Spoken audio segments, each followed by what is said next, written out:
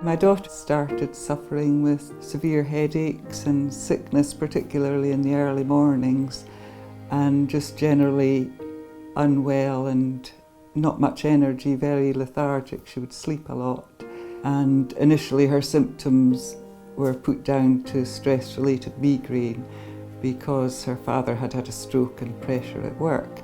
And over the next few months, up until the end of the year, she consulted the GP on several occasions, and eventually she was referred to the neurology department at the hospital. It was actually April the following year before she had that hospital appointment. In between time, she'd still been going back and forwards to the doctors regularly, and she'd also given up her job because she didn't like having to take time off.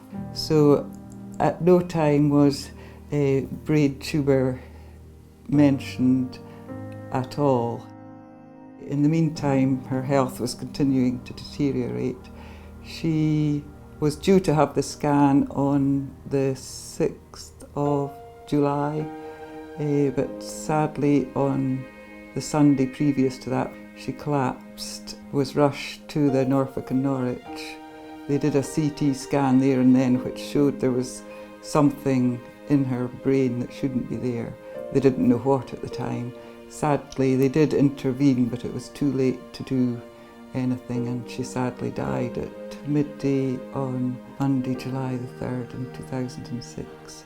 So she never got a diagnosis. The post-mortem and the cause of death was a tumour in her pineal gland that had developed, so blocking the drainage of the brain fluid and causing hydrocephalus, which was why she'd had all the symptoms of headache and sickness. I felt I wanted to know more about brain tumour. I didn't know whether it would make me feel better or worse, so I went along to a local brain tumour support group and found that quite helpful. With this Head Smart campaign, which we've decided to take the opportunity to focus on that. It was developed by the Brain Tumour charity, and they provide little symptom-sized cards which list all the possible symptoms that a child or a young adult could be presenting with. So I would just urge people to try and take on board general symptom awareness information.